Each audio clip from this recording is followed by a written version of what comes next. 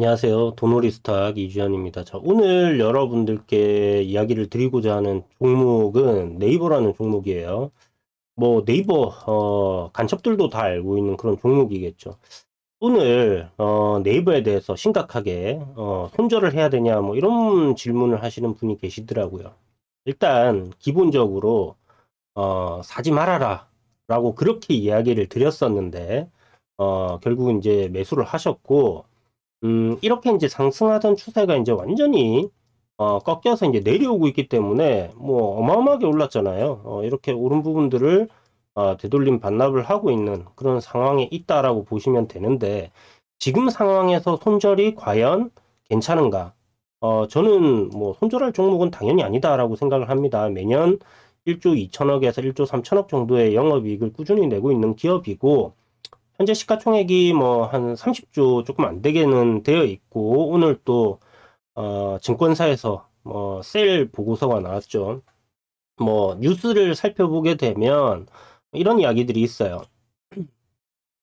이제 미국판 당근마켓 인수를 한 2조 정도, 포시마크라는 기업을 이제 인수를 했다라는 부분 때문에 오늘 좀 급락이 이제 나와주고 있는데, 보시면 네이버 미국 포시마크 인수 소식의 급락. 그래서 뭐 이것 때문에 급락이 아닐까라고 하는데, 사실 뭐 금액을 2조 정도 썼다라고 해서 이렇게 급락은 좀 힘들지 않겠나라는 생각이 들고요.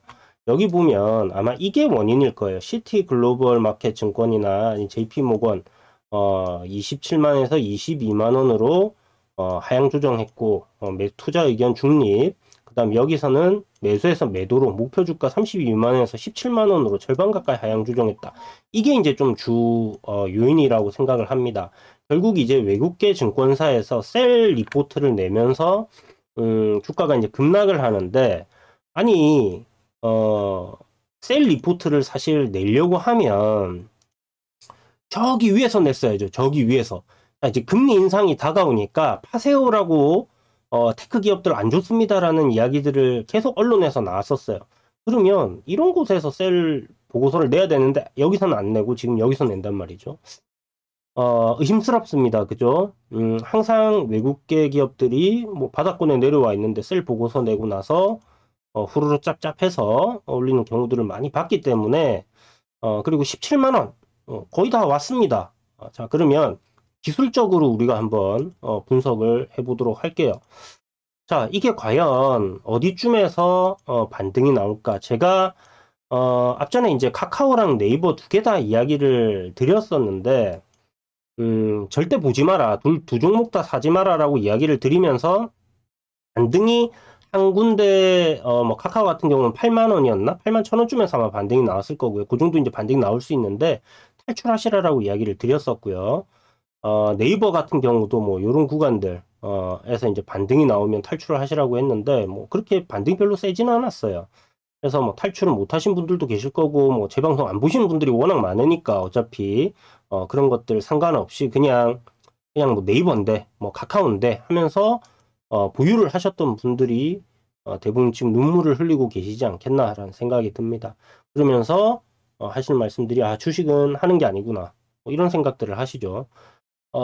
그런데 이 어떤 타이밍을 맞춰서 내가 돈을 벌겠다, 이거는 사실 주식시장에서 쉽지 않은 일입니다. 여러분들 경험이 없는 분들이 그런 거를 해낸다라는 거는 굉장히 쉽지 않은 일이기 때문에, 시장이 하락 추세로 내려갈 때 꺾이는 시점에서 무언가를 사서 수익을 내겠다라고 생각하는 것 자체가 좀 어려운 부분에 도전을 하고 있다라고 생각을 하셔야 될 것 같고요. 특히나 이런 대형주들, 시장이 꺾이는데 상승할 가능성은 거의 없다라고 봐야 되겠죠. 특히나 테크 기업들, 금리가 인상되는 시점에서 당연히 그동안 빌려 쓰던 돈에 대한 이자 부담이라든지 이런 부분 때문에 밀린다는 건 다들 알고 계실 거고요. 자, 그러면 뭐 다 아는 내용들이니까 이 정도 얘기 드리고, 자, 한번 봅시다. 14년도부터 지금 팬데믹 터지기 2019년까지 1년, 2년, 3년, 4년, 5년, 약 5년간의 이 박스권이 있단 말이에요. 주가가 여기에 이제 갇혀서 움직이지 못하다가 사람들이 이제 그 코로나19라는 상황에 이제 갇혀 있다 보니까 이 인터넷 관련주들이 굉장히 폭발적으로 폭등을 하는 그런 상황이 발생을 했습니다.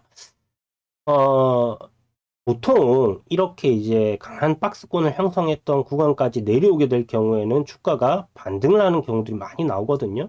그러면 기술적으로 우리가 딱 봤을 때는 요 구간 어딘가에서는 매수를 해야 된다라고 생각을 하시면 돼요. 여러분들이 네이버가 없더라도 이 네이버를 매수할 의향이 있으신 분들께서는 지금 이 영상을 굉장히 잘 보셔야 되는데, 이 박스권 상단 자리에서 시장이 뭐 괜찮아진다 하면 여기서도 반등이 나올 수 있겠죠. 그러나 지금 시장은 어떤 시장이냐? 내년에도 금리 인상을 한다라고 하고 계속해서 시장은 하방으로 지금 압력을 받고 있는 상황입니다. 오늘 국내 증시가 굉장히 강하게 반등이 나왔어요. 전일 미증시가 굉장히 강하게 반등이 나왔는데 전저점 구간에서 이탈을 살짝 했다가 지금 반등이 나오는 구간이고, 국내 증시 같은 경우 이 대형주기 때문에 시장을 안 볼 수가 없잖아요. 지금 전저점 이탈했죠. 그리고 전 고점 대비해서 대략 한 15% 정도 이렇게 조정이 나오고 나면 반등이 강하게 나왔었습니다. 여기서도 15% 정도 조정, 여기서도 15% 조정. 그래서 이런 식으로 계단식으로 이렇게 조정이 받고 있는 상황이기 때문에 사실 뭐 지수가 어디까지 빠질 건지 이거에 대해서는 알 수가 없지만, 기업적인 내용에서 우리가 접근을 한다라면 일단 시가총액 30조짜리 국내를 대표하는 기업이고, 뭐 꾸준하게 수익을 내고 있는 기업입니다. 그래서 제가 만약에 이 종목이 이 가격까지 내려온다라면 살 의향이 있다.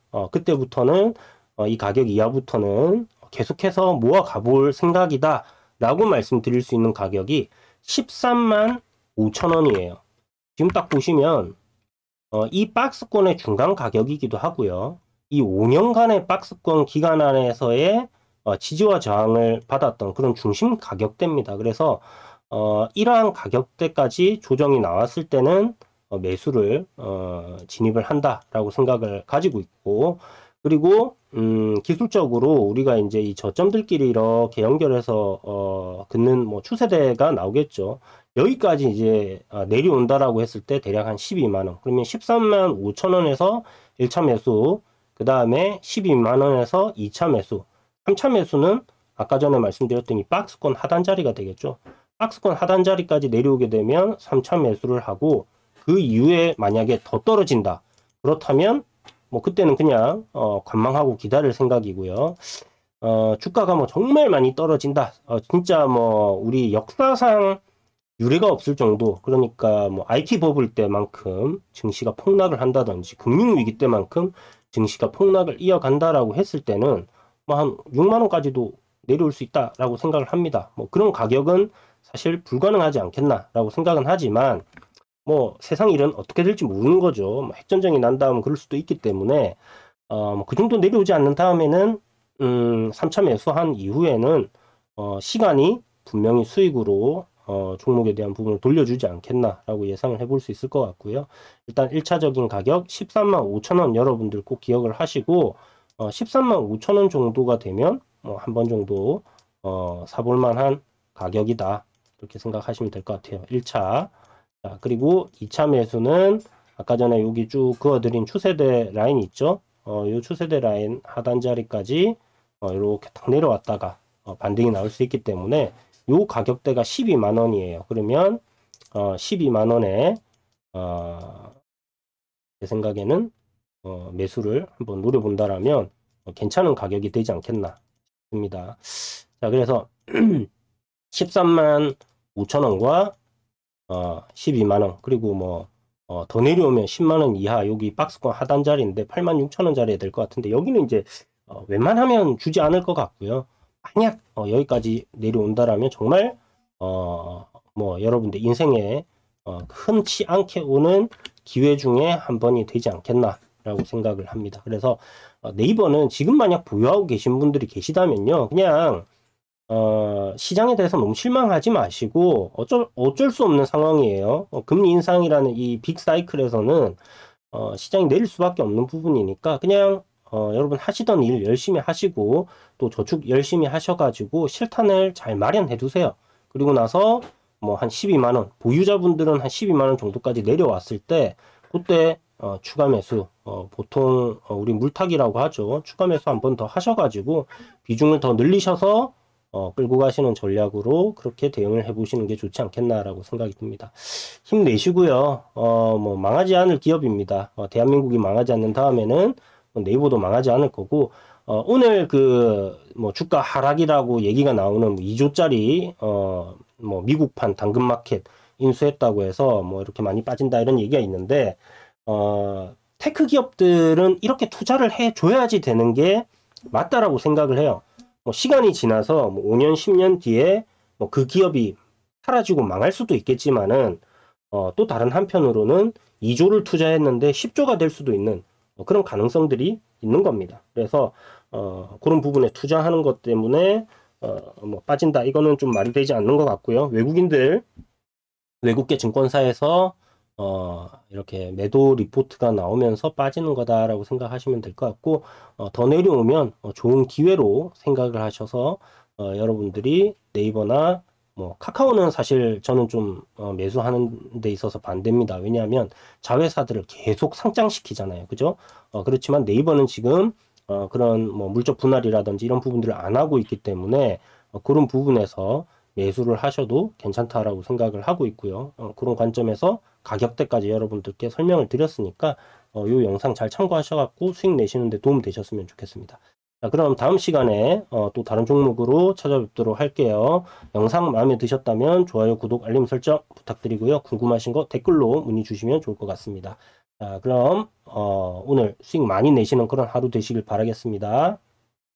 시청해주셔서 감사합니다.